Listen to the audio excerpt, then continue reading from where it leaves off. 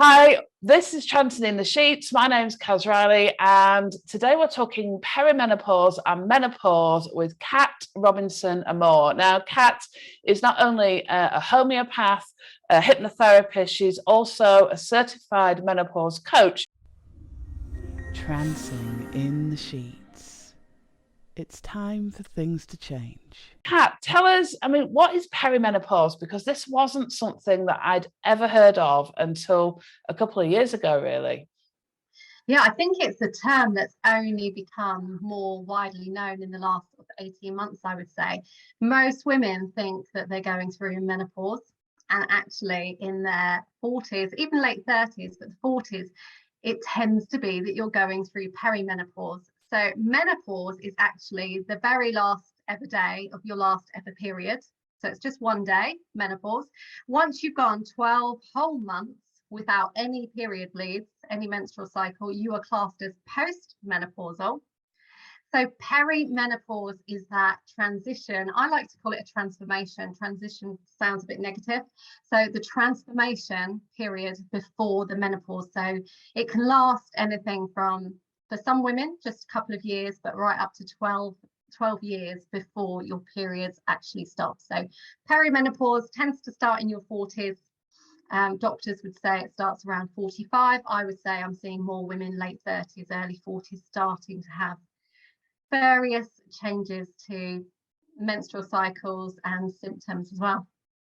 So obviously perimenopause and menopause, there's actually a massive kind of array and types of symptoms that women can get. We often hear about the kind of the hot flashes or flushes. People talk about loss of libido, but there are actually a whole kind of plethora. I know this, I'm 49 this year, but it's like a wide range of symptoms. So tell us about some of the symptoms, certainly of perimenopause, that people can look out for as the signs that maybe something is starting to transition or transform within them. Yeah. There are officially, I think there's over 34 symptoms that go with the perimenopause. So doctors tend to see that the perimenopause starts when your periods start to change. So they would say that your periods become, going from a regular 28-day cycle to a shorter cycle, or being further apart, maybe skipping periods, and the actual menstrual bleed changing as well. So that's how a doctor would first recognize it. Some of the symptoms that, yes, the hot flashes, the weight gain, the lack of libido are the ones that most women are familiar with. But there are so many more. So mood changes, that tends to be the first thing that I see. So women becoming anxious for absolutely no reason, becoming paranoid for no reason. So mood changes, low mood, going from happy to tearful the next, then full of rage one moment. Some of the more unusual ones, itchy skin, almost as if you've got like really dry skin. But for some women, they feel as if they've got like ants crawling underneath their skin.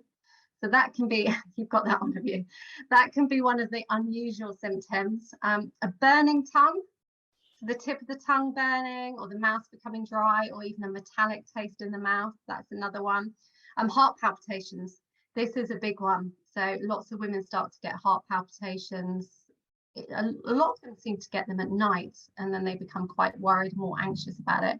So heart palpitations, tinnitus, dizziness, feeling sick. Some really unusual ones there. So, the best thing to do is have a look, see what the 34 plus symptoms are, track them. So get yourself a period tracking app or a diary, track your symptoms, because when you go to the doctor, it's the symptoms that they're going to take more notice of.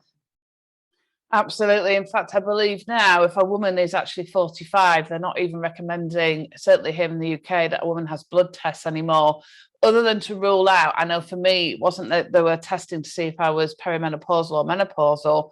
It was checking there was nothing else going on, because I had got the itching and I got these palpitations. And it's actually quite frightening, because suddenly your body starts doing things and you don't understand why. And I think this is one of the reasons that we need to be talking about this period of time, this perimenopausal time, which, we're not taught about.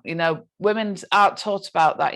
Menopause has been a taboo subject for a long time, but perimenopause, like this kind of lead up to it, You know, there are all of these symptoms that some women sail through, don't get any of them, but lots of women do get them, and we don't know that's what it is. That's the thing, you know. It never occurred to me that, you know, suddenly when I was feeling anxious, I'm like normally like Mrs. Chill, and suddenly I was super anxious. My heart was getting these palpitations, and I was itching all over, and I was looking at all kinds of, is it something that I'm eating? Is there something wrong with my heart? Is there all of this kind of stuff? And, you know, eventually that's where it led me to, was actually, it was perimenopause.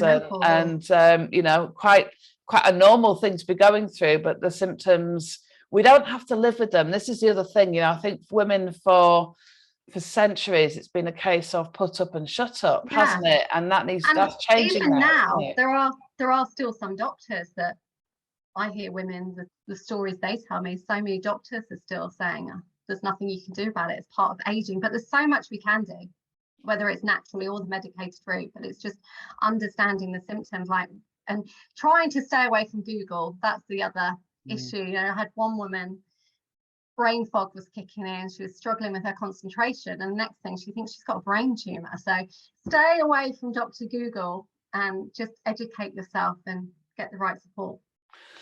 So tell us, what kind of things do you do with your client group? Because I know you're a registered homeopath, you're a certified menopause coach, you're also working with the mind with hypnotherapy. So tell us about the approach that you take with the women that you work with, and why that works so very, very well. So for some women, I do a hormone test. Like you said, doctors are reluctant to give hormone tests, especially around the ages of 40. And that's because the blood test is looking for elevated hormone levels, which you don't see until you get closer to the menopause, till your period stopping. I use a dried urine test. So it comes from the USA, and it looks at your estrogen, progesterone, testosterone, as well as your cortisol levels. So you get a good overall picture of what's going on, because so many of the symptoms could be cortisol issues, it could be excess estrogen. And then from there, we work out a plan. So once I've got the hormone test results, understand what's going on with your symptoms, then putting a plan together. Nutrition is key, very boring, but we've got to go back to basics. We've had 40 years of putting trash quite often into our body. So we have to start thinking about what we're putting into our body, go back to basics, build the foundations again. So nutrition is key. Specific supplements, so many supplements can help with symptoms. And then I add in either herbal remedies, depending on what the symptoms are. So quite often, if it's a hormone imbalance, then I'll be adding in herbal remedies. Or if it's, anxiety issues, again, herbal remedies can be amazing. I tend to use the homeopathic remedies more for the emotional side of things. So for the stress, for the anxiety, for women that are crying all the time or having the rage, feeling overwhelmed, I tend to use the homeopathy for those reasons. And then just getting people back to eating properly and exercising as well. Some women are doing the wrong type of exercise for how their body is at whatever stage they're at. Perimenopause goes through different transitions. So if you're absolutely exhausted and your cortisol's all over the place, the last thing you should be doing is going out and doing these high impact cardio classes. You need to be starting to think about yoga, Pilates, walking more, adding in weight bearing exercise, because that's going to help with your testosterone and your bone strength as well. So later, post menopause, you're more at risk of heart disease and the osteoporosis. So it's looking at a complete picture, and every woman's going to go through this in their own ways. Every woman's unique. One pill won't fit all, so it's working out a plan that's right for that woman at that stage of her journey through it. Absolutely. And it's also worth just highlighting, it seems like a really obvious thing to say, but it is something that every single woman on the planet will actually go through. There isn't any getting away from it. So we do have to start having these conversations, because it literally will happen to 50% of the population, as when they reach a certain age. So it's sadly, something. so many women are still in denial. They don't want to talk about it. They think it's an old lady's illness or an old lady's disease, but we need to. Absolutely. You've got to be aware of what you're going to go through. I think as well, you know, Kat, this is a really important conversation to be having, because of course, if we have knowledge, then we have power and we have understanding. So rather than allowing things, you know, I see women, and I'm sure you do too, that where things have got so far that, you know, that they then have this humongous task to get themselves kind of back on track, because the nutrition isn't good, their self-esteem is bad, they've stopped exercising quite often because they felt so awful and didn't have any energy. They're worried that, you know, they're struggling at work because they've got brain fog. You know, they hurt all over, their libido's gone, so that's impacting on their relationship. That, you know, and it gets into this kind of big snowball, which leads to people being often in this really bad place, a really dark place sometimes, where actually if they just had the information right at the start and we spoke about it and it wasn't a taboo subject anymore, then that would actually have, you know, you can start to see these things, and knowing that, you know, you're coming to about that time of life, that you can start to make some adjustments and changes. You're looking out for these things. I think it was, I can't remember who it was. I heard somebody say that they thought, you know, all women should be sent a letter on their 45th birthday, you know, kind of offering them support of some kind for perimenopause and menopause. And, you know, I'm a huge advocate for that. I think that's actually something that we should be doing, you know. Yeah, but maybe going out when you're 40. I think my doctor's surgery, they do a 40-year-old check, and that's when they should start educating. Yeah, or even before, you know, we need the information beforehand, don't we, you know? So, okay, so talk to me about some of the things in terms of the impact that it can have. Obviously, this is Trancing in the Sheets, where it's often talking about sex and sexuality, but actually, you know, menopause and perimenopause is where often women start to see big changes in their libido, their kind of life force, if you like, and lots of other things like, you know, a woman yesterday said to me that she felt like she was drying up. So talk to us about some of the things that can start to impact on us in a sexual sense with our relationships and also our sex lives. Yeah. So we talk about libido. I hear that so many times from my clients. It's a question I always ask about their sex life. But libido can drop for some women. Some women go the other way and get really high sex drives. But I would say the majority of clients I have find their libido drops. And it can be, you know, due to the progesterone dropping off and testosterone, those two hormones. And then when you've got excess estrogen, that can cause your libido to drop. But then later on, once you get closer to menopause and your estrogen's declining, this is where HRT for some women can be the right option. That's when the vagina can become really dry, can start to, you know, shrivel up, I suppose, and sex can become painful for some women. So it's not just the fact that their libido's dropped, but they're starting to lose estrogen, so they can have more painful sex. And then the other thing is, like, they're bored, they're overwhelmed. Let's be honest, you know, for some women, maybe in the wrong relationship, they've stayed together for the sake of their kids, and they're bored, they're overwhelmed, they're stressed, they're running around looking after absolutely everybody else in the house and their elderly parents and the dog, and they're not putting enough self-care onto themselves. So there could be a few different reasons. Low self-esteem, putting on weight as well, so they're not feeling as confident, not feeling as sexy as they used to. So it could be a whole combination of reasons. And I hear it, women tell me that they're quite often, they've got low sex drive and they're worried their husbands are going to go off and cheat. They feel guilty, they're not having sex with their husbands, but there's so much else they can do. And like with your techniques, they can, you know, you can get your sex drive back. You can enjoy sex. Absolutely. And the thing is with that, isn't it? You're absolutely right. One of the things, I mean, I have lost the count of the number of women that I have seen over the past 20 years who have blamed, or their menopause was blamed for their low libido and their low sex drive, who have then come out of a relationship, often, you know, 25 years plus, and met somebody new, and their hormone levels are exactly the same, but their libido's gone through the roof again. And I think this is the danger sometimes with menopause, is it often gets blamed for things with women that actually it's nothing to do with that. It's something else that's going on. I mean, we know, for example, that anxiety and depression in, the kind of the menopausal, perimenopausal age range. Now they're saying really we should start looking at HRT first, rather than just doling out SSRIs for no other reason. They don't work very well if it's a menopausal kind of anxiety or depression. So these are things that, often, I know many GPs that are amazing with this, but I also, like you, hear stories where, people are just being offered antidepressants, or they've been told to get more sleep, or told to go away and lose a stone and they'll feel better.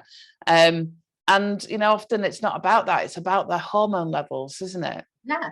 I had two women I met a couple of weeks ago. I was giving a talk, and two women, they were suicidal, and the suicide rates are the highest in women aged 45 to 54, I believe.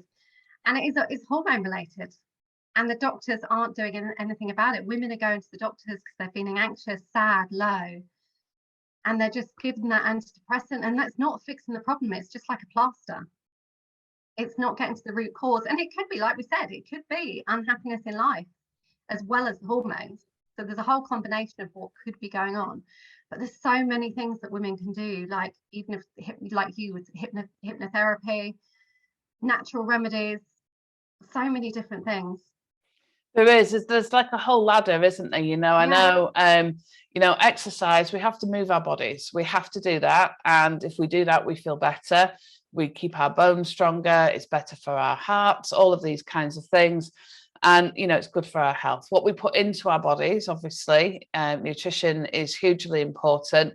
There are obviously vegetables and other foods as well that naturally have high estrogens in there as well. I mean, if you look at and progesterone as well, we forget about that. We forget even the medical body identical, I think it is, or bioidentical, I forget which it is, that are often prescribed now is actually made from yams. I mean, this is stuff that we can add more into our diets, or we can, if we need to access it in a more concentrated form, we can still get natural forms, or certainly I think it's bioidentical forms or body identical forms. I forget which one.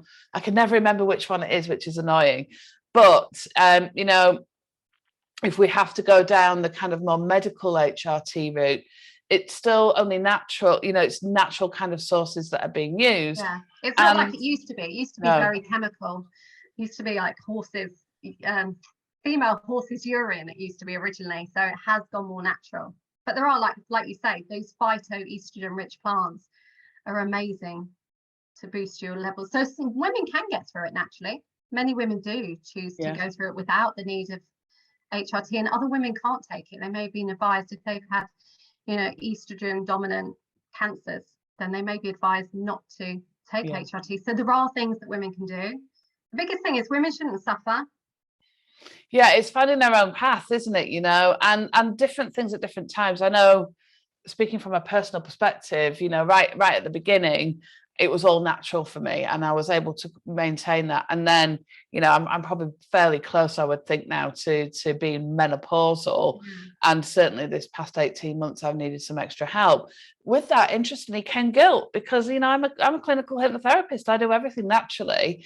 And suddenly I couldn't. And actually, sometimes we have to kind of be able to take a step back and look at, however we do that, whether you're doing it naturally or we're using kind of prescribed HRT. The one thing that I finally got to grips with is actually all I'm doing, or all women are doing, is replacing. That's why it's called hormone replacement therapy. It's not hormone enhancement therapy, or we're just providing ways or finding ways to replace the hormones that are naturally depleting in our body. But if we can do that, especially if we have symptoms, then we're able to live happier lives. And there's nothing wrong with that, is there? Yeah, there are benefits. There are benefits to having estrogen in our body. So you've got to do what's right for you, and not, that's the thing, it's getting over that guilt. Many women don't want to take medication, but if it's what they need, then they have to take it. But it's making sure as well you put in something alongside it. So you put the nutrition in alongside it, you put the supplements in that your body's losing from taking medication. No, absolutely. So tell me, I know every woman is different, but what would be kind of like a typical kind of, if you take somebody through their menopausal, perimenopausal journey, say they arrive to you when they're about 40, how does what they're doing, are there any kind of common traits, if you like, or common things that you see where you have to start changing things up a little bit as a woman goes through that kind of transformation? Yeah, if they're coming early 40s, it tends to be, if they're having a lot of symptoms, then quite often those women will go through menopause at an earlier phase.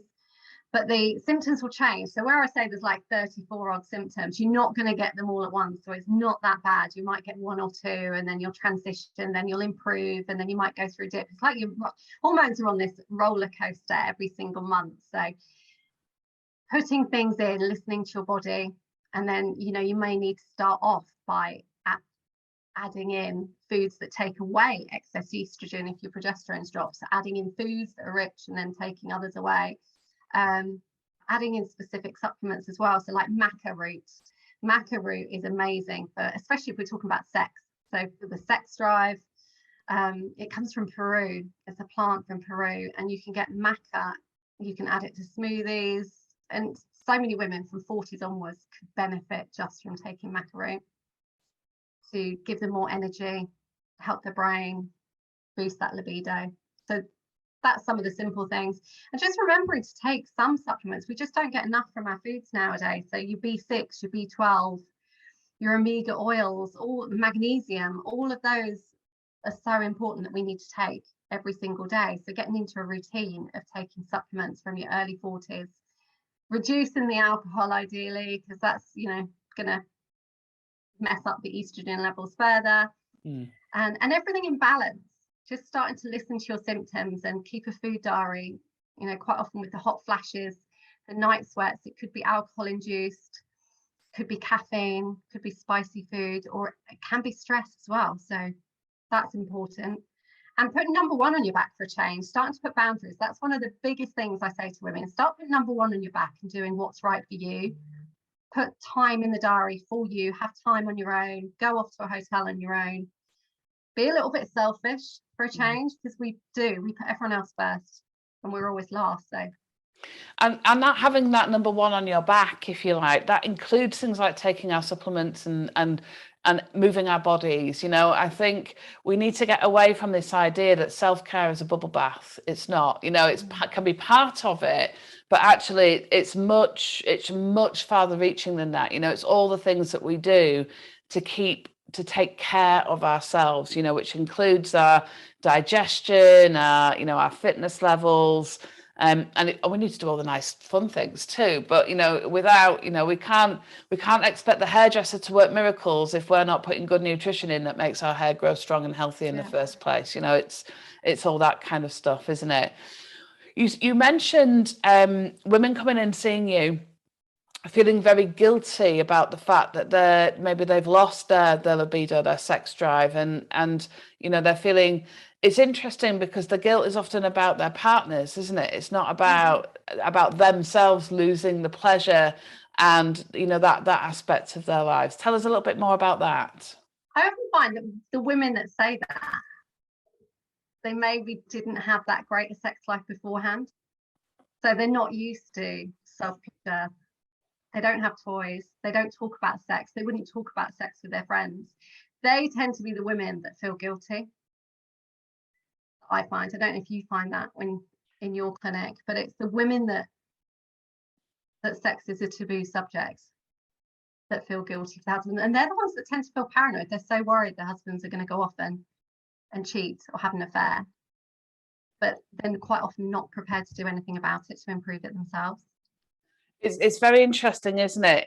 That is exactly what I see. Often it's the women that maybe haven't had a great time, or sex has never been a big thing for them because they've never had a great sex life, which is often about, I often say this kind of period in which we can transform our sex lives as well, because of course what menopause brings us is the not having to worry anymore about things like getting pregnant, for example.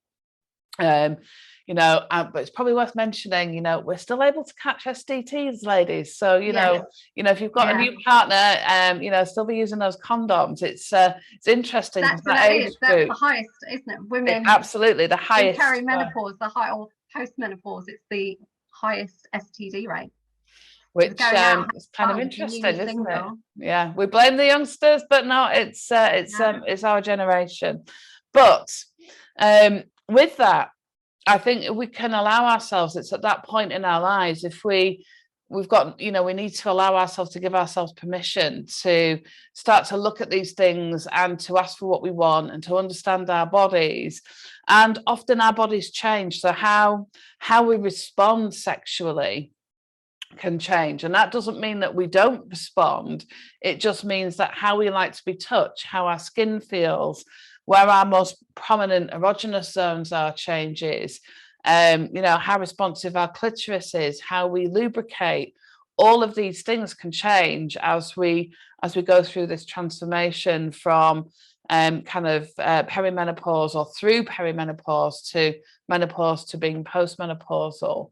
Is that something that you kind of discuss and talk about with your clients? Is it something that they kind of embrace or realize actually that it's not over? I often find women and they tell me that they don't need to be worried about that anymore because they're too old to have sex, which horrifies me. I know I do. I hear that, and that really worries me. And it's like the other thing, you can get estrogen that goes on around your vagina, around the vulva. So it's almost like you're giving yourself a little bit of a facial on your vulva, because that's one of the best ways. So you've got estrogen receptors in your vagina. So if you can get some vagina estrogen gel, that can really help some women, especially those that are struggling with the vagina dryness.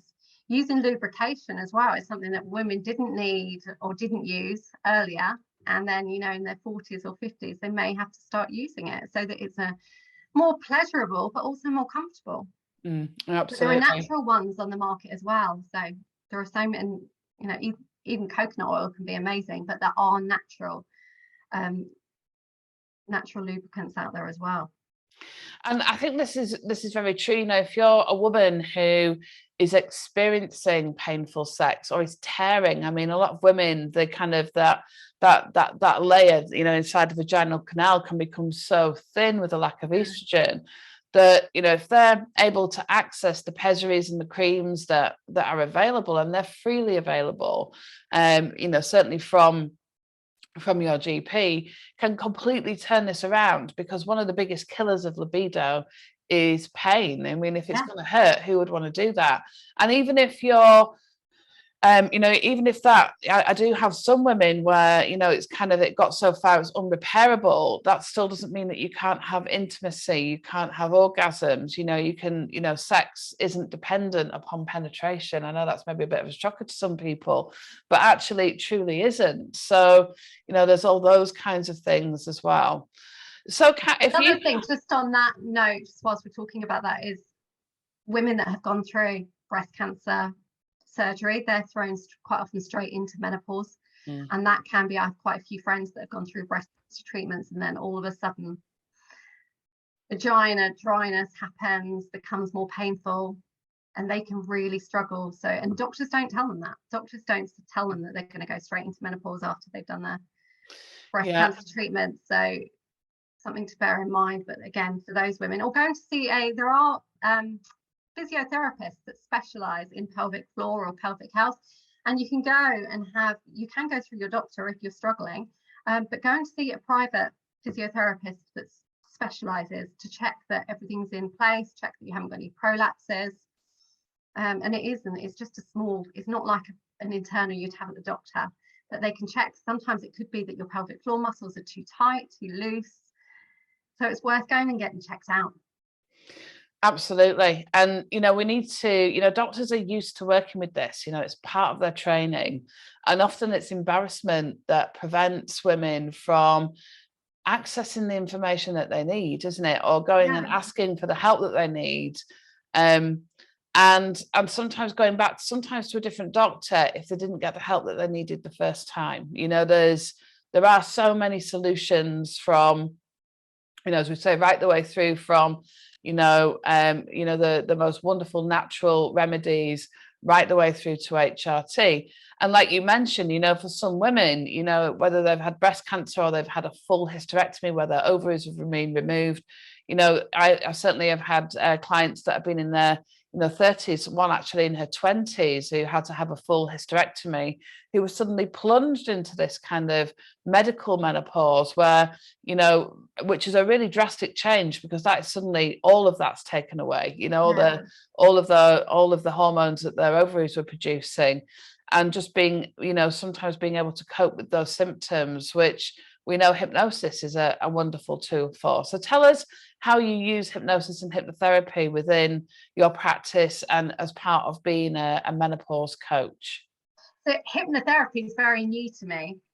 So it's something I've only just started to introduce really in the last 3 or 4 months. Okay. I tend to do quite a lot around the emotional side with that. So and it's great for things like the hot flashes and the anxiety, and also as just a wonderful support just about our changing bodies, to embrace that, to get rid of things like body shame and the kinds of things that can often follow us through our kind of menopausal journey, really. And confidence, and find the women that are coming and having a session, just the confidence that comes through them afterwards. I'm really loving that skill, so I'm very grateful that I've learned it and been able to add that on to help women. Wonderful. So tell us if you had kind of the top tips that you would kind of say to women as they're approaching the age where perimenopause is going to start, and we know, just to say again, it's going to be part of every woman's life. There is no getting away from it. We can't really delay it. All we can do is embrace it. So what would you be your kind of top tips for helping women to kind of embrace that and seeing it, as you say, as a transformation to just a new chapter, isn't it, in our lives, rather than this thing to be dreaded and feared? And because it certainly doesn't mean that, it's our life doesn't end with menopause, does it? No, I always remember going back, I think it was the Golden Girls. The Golden Girls, when we were growing up, they were going through menopause, and I thought they were all old ladies, which I think they were. That's how they were portrayed. Whereas nowadays, we've got Sex and the City girls that are the 50s, 60s, and they're powerful, it's dynamic. So it's not all about being an old lady and being miserable. You can still be sexy, you can still be vibrant and confident. So that's one of the biggest things to remember. But top tip is track your periods. So many women I speak to, when I'm doing hormone testing, ideally I need to do it a specific day of the month. They can't tell me when their periods are. So get yourself an app on your smartphone or a diary, start writing down when your periods are, and write down every single symptom. If you've got an app, you can just tick a little emoji. That's so important. You need to know what's going on, because otherwise when your periods stop, you're not going to know when you've hit menopause, when that last day was. And start thinking about your body. So listen to your body, say no more.